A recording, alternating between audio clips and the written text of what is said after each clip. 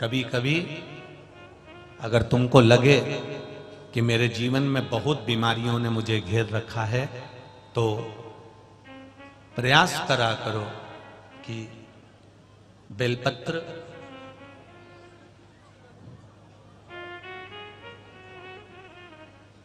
जो ये बेलपत्र होती है, इस बेलपत्र की जो ये डंडी होती है,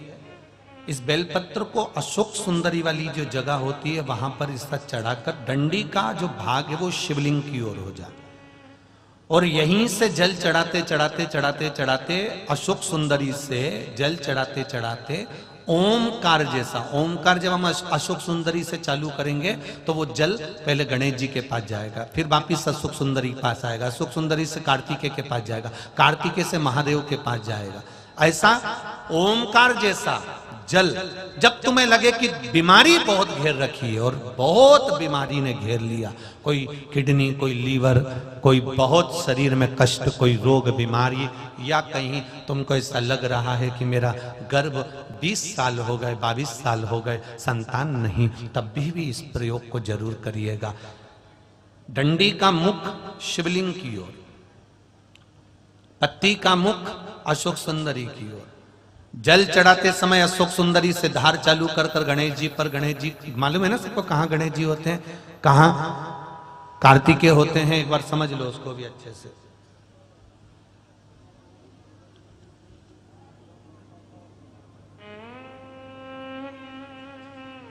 ये नीचे का गोल भाग,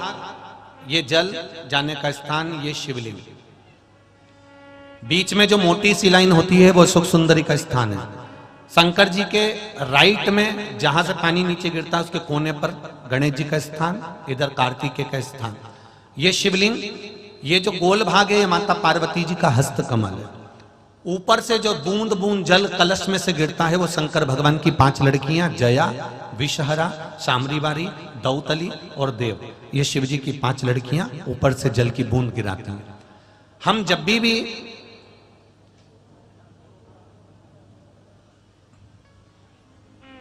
अगर इस कार्य को कर रहे हैं तो बेलपत्री जो चढ़ा रहे हैं वो अशोक सुंदरी वाली जगह पर बीच में चढ़ा दिया, डंडी का मुंह किधर हो,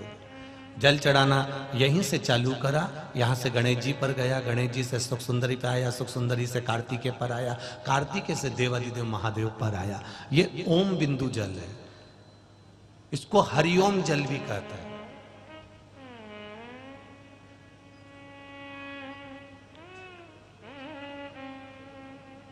उज्जैन महाकाल में भगवान शंकर को सुबेरे सुबेरे सबसे पहला जो जल चढ़ता है वो हरिओम जल चढ़ता है। आप कभी भी उज्जैन वालों से जाकर पूछना, भस्म रमैया मंडल से पूछना, या उज्जैन के किसी एक व्यक्ति से पूछना, या वहां के पंडा जी से पूछना कि हरिओम जल कब चढ़ता है, तो वो कहेंगे सबसे पहला जल सुबह का हरिओम जल चढ़ता है। इसको हरिओम जल भी कहते हैं। ये रोग निवारण के लिए, कार्य सिद्धि के लिए होता है। कभी कभी